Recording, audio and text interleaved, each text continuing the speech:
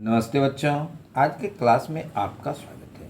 बच्चों, आज हम लोग क्लास 9th के लिए पॉलिटी विषय से अध्याय 4 चुनावी राजनीति का प्रश्न उत्तर देखेंगे। इससे पहले के क्लास में हम लोगों ने चुनावी राजनीति पाठ का विस्तृत अध्ययन किया था, जिसे आप हमारे चैनल के प्लेलिस्ट में जाके आसानी से देख सकते हैं। तो आज हम लोग देख रहे हैं इसी पाठ का प्रश्न उत्तर को। पहला क्वेश्चन है, चुनाव क्यों जरूरी है? इस बारे में कौन सा वाक्य सही नहीं है? यहाँ कह रहा है कौन सा वाक्य सही नहीं है। इसका तात्पर्य है कि इसमें 4 विकल्प जो दिए गए हैं उनमें से एक विकल्प सही नहीं है और 3 विकल्प सही है। क में है, लोग चुनाव में अपनी पसंद का उम्मीदवार का चुनाव करते हैं। ख में है, चुनाव लोगों को सरकार के कामकाज का मूल्यांकन करने का अवसर प्रदान करता है। चुनाव लोगों की आकांक्षाओं को फलीभूत होने का अवसर प्रदान करता है। और घ में है, चुनाव न्यायपालिका के कामकाज में हस्तक्षेप करने का अवसर प्रदान करता है। तो यह जो है सो कथन गलत है। घ जो है सो कथन सही नहीं है। तो पूछ रहा है यहाँ कौन सही नहीं है, तो इसमें हमको घ पर टिक लगा देना है। इसके अलावे क, ख और ग सही है, तो इसका आंसर हो जाएगा घ। दूसरा क्वेश्चन है, भारत के चुनाव लोकतांत्रिक हैं, यह बताने के लिए इनमें से कौन सा वाक्य उपयुक्त कारण नहीं देता? यहाँ भी पूछ रहा है कौन कारण नहीं है। तो क में है, भारत में दुनिया का सबसे ज़्यादा मतदाता है। भारत में चुनाव स्वतंत्र एवं निष्पक्ष है। भारत में 18 वर्ष से अधिक उम्र का हर व्यक्ति मतदाता है। भारत में चुनाव हारने वाली पार्टियां जनादेश का स्वीकार कर लेती है। तो इसमें कहता है भारत के चुनाव लोकतांत्रिक हैं, यह बताने के लिए इनमें से कौन सा वाक्य सही नहीं है। तो इसमें क जो है सो भारत में दुनिया का सबसे ज़्यादा मतदाता यह सही है, लेकिन यह लोकतांत्रिक बताने के लिए उपयुक्त नहीं है, क्योंकि कम मतदाता में भी लोकतांत्रिक हो सकता है। बाद बाकी लोकतांत्रिक यानी कि भारत में स्वतंत्र एवं निष्पक्ष है, भारत में 18 वर्ष से अधिक उम्र के हर व्यक्ति मतदाता है, भारत में चुनाव, ये सभी लोकतांत्रिक व्यवस्था को दर्शाता है। तो इसका आंसर कौन सा कह रहा, कारण नहीं देता है, तो इसमें क हो जाएगा। अब तीसरा आपका है, निम्नलिखित में मेल ढूंढे, यानी कि तीसरे में मिलाना है। इसमें है क में सार्वभौम वयस्क मताधिकार, ख में है कमजोर वर्गों का प्रतिनिधित्व, ग में है खुली राजनीतिक प्रतिद्वंद्विता और घ में है एक मत एक मोल।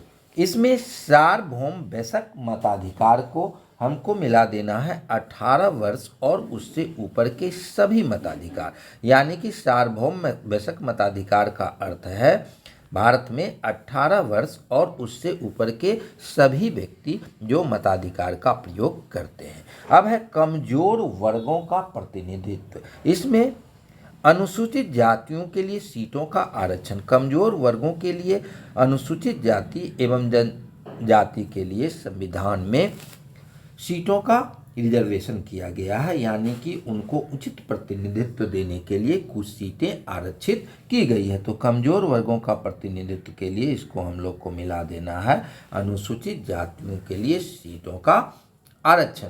उसके बाद ग में है खुली राजनीतिक प्रतिद्वंदिता। तो खुली राजनीतिक प्रतिद्वंदिता को हमें मिला देना है सभी को पार्टी बनाने या चुनाव लड़ने की आज़ादी। इसको मिला देना है 3 से, यानी कि सभी को पार्टी बनाने और चुनाव लड़ने की आज़ादी दी गई है। उसके बाद है एक मत एक पोल।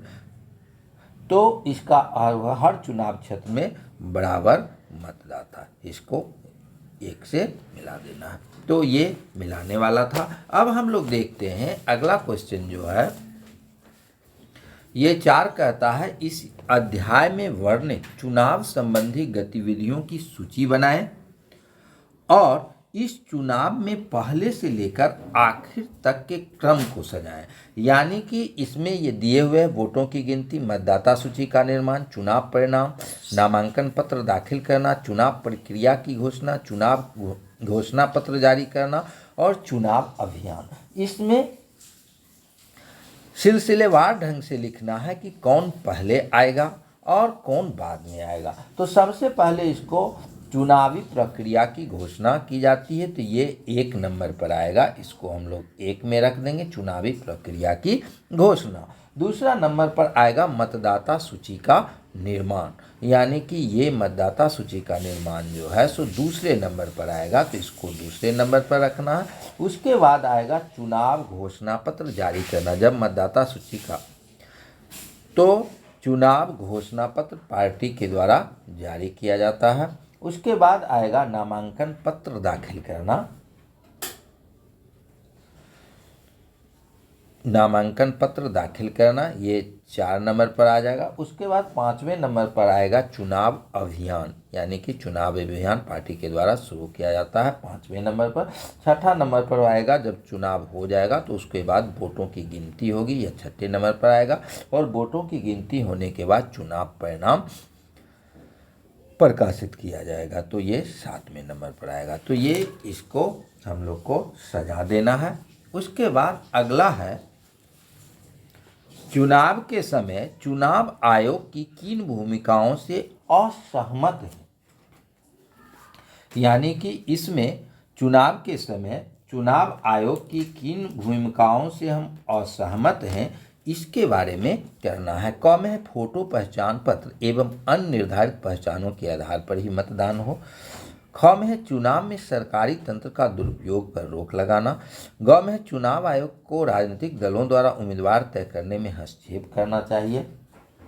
और घ में है चुनाव आयोग मतदाताओं के साथ साथ मतदान अधिकारियों की भी सुरक्षा करे। अब इसमें कह रहा है चुनाव के समय चुनाव आयोग को किन भूमिकाओं से असहमत है, यानी कि चुनाव आयोग क्या नहीं कर सकती है, तो उसके बारे में करना है। तो फोटो पहचान पत्र निर्धारित पहचानों के आधार पर ही मतदान हो, यह सही है। ख है चुनाव का सरकारी तंत्र का दुरुपयोग पर रोक लगाना चाहिए, ये भी सही है, यानी कि इससे सहमत है। घ में है चुनाव आयोग मतदाताओं के साथ मतदान अधिकारियों की सुरक्षा करे, इससे भी सहमत है। असहमत होगा यहाँ पर चुनाव आयोग को राजनीतिक दलों द्वारा उम्मीदवार तय करने में हस्तक्षेप करना चाहिए, यानी कि चुनाव यह जो है सो इससे असहमत है, यानी कि चुनाव आयोग को राजनीतिक दलों द्वारा उम्मीदवार तय करने में हस्तक्षेप नहीं करना चाहिए। अब 6ठा क्वेश्चन है, इस अध्याय से प्राप्त जानकारियों के आधार पर निम्नलिखित राय के पक्ष में 2 तथ्य प्रस्तुत कीजिए। इसमें क में कहता है सत्ताधारी पार्टी के लिए चुनाव जीतना आसान होता है, तो इसके बारे में 2 तथ्य लिखना है जो क्यों आसान हो सकता है। तो इसका आंसर होगा सत्ताधारी पार्टी को चुनाव जीतना तब आसान होता है जब वह जनता की आकांक्षाओं को पूरा करे और जनता की समस्याओं का समाधान करे। तो अगर ये कार्य करती है तो सत्ताधारी पार्टी को चुनाव जीतने में आसानी होगी। ख में है चुनाव निष्पक्ष एवं स्वतंत्र हो, इसके लिए जनता की भागीदारी होनी चाहिए। तो चुनाव निष्पक्ष एवं स्वतंत्र हो, इसके लिए जनता की भागीदारी के साथ साथ निर्वाचन आयोग की भी महत्वपूर्ण भूमिका होती है, क्योंकि निष्पक्ष चुनाव कराने के साथ साथ चुनावी विवादों का निपटारा चुनाव आयोग के द्वारा ही किया जाता है। अब अगला क्वेश्चन है, चुनाव आयोग को देश में स्वतंत्र एवं निष्पक्ष चुनाव करा सकने लायक पर्याप्त अधिकार नहीं है। तो चुनाव आयोग को देश में स्वतंत्र एवं निष्पक्ष चुनाव करा सकने पर्याप्त अधिकार दिए गए हैं, इसके लिए उसे न्यायपालिका तथा राष्ट्रपति के नियंत्रण से मुक्त रखा गया। अब अगला क्वेश्चन है, हमारे देश में के चुनावों में लोगों को जबरदस्त भागीदारी होती है।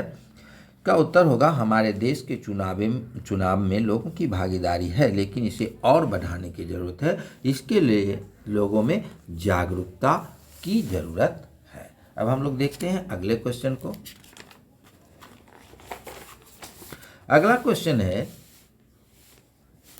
7वां, श्यामलाल एक आपराधिक मामले में आजीवन कारावास की सजा मिलती है। मोहनलाल को अपनी पत्नी के दहेज के लिए प्रताड़ित करने के जुर्म में दोषी पाया है। दोनों को अदालत ने चुनाव लड़ने की इजाज़त नहीं दिया। क्या फैसला लोकतांत्रिक चुनावों की बुनियादी सिद्धांतों के खिलाफ जाता है?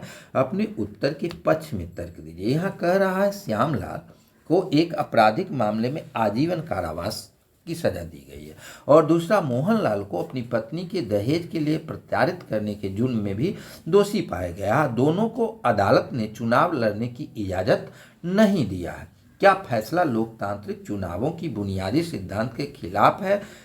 अपने उत्तर के तो उपर्युक्त दोनों मामलों में अदालत के द्वारा चुनाव लड़ने की इजाजत नहीं लोकतांत्रिक सिद्धांतों के अनुरूप है, क्योंकि संविधान न्यायालय से सजा प्राप्त व्यक्ति को कई मामलों में चुनाव लड़ने की इजाजत नहीं देता है, जिसे हाल के वर्षों में पूरे भारतवर्ष में लागू है। यानी कि अब सजा प्राप्त व्यक्ति को या एक निश्चित अवधि से ज़्यादा सजा मिलने वाले व्यक्ति को चुनाव लड़ने से रोक लगाई गई है। तो इस आधार पर जो है सो यह लोकतांत्रिक सिद्धांतों के अनुरूप ही है और इसमें चुनाव लड़ने की इजाज़त अदालत के द्वारा नहीं देता है, जिसे हाल के वर्षों में पूरे भारत में लागू है। अब अगला क्वेश्चन जो है सो यह भी उसी आधार पर है।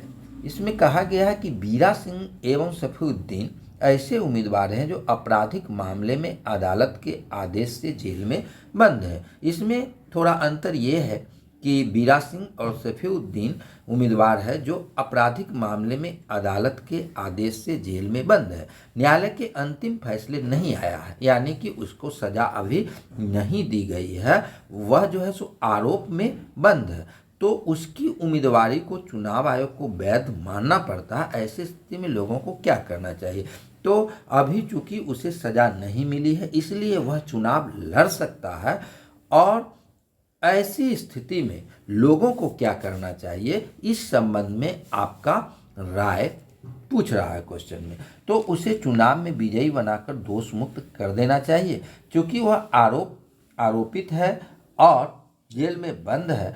तो यह कार्य जनता का नहीं है कि उसे दोष मुक्त करे, यह दोष मुक्त करना या नहीं करना अदालत का कार्य है। तो इसका आंसर होगा यह कार्य जनता का नहीं है, यह कार्य अदालत का है। दूसरा क्वेश्चन है उसकी आपराधिक छवि होने के कारण लोगों को मत नहीं देना चाहिए। हाँ, उसकी आपराधिक छवि होने के कारण लोगों को मत नहीं देना चाहिए, यह सही हो सकता है। अगला क्वेश्चन है चुनाव के समय उसे लोगों से मिलने देना चाहिए। तो अदालत की अनुमति मिलती है तो उसे जनता से मिलने देना चाहिए तथा उसे अपने विचार को जनता से अवगत कराने का मौका देना चाहिए। अगर कहता घ में अगर हाँ तो यह लोकतंत्र का अपमान नहीं है, तो यह लोकतंत्र का अपमान नहीं है, क्योंकि उसे अदालत जनता से मिलने की इजाज़त देता है।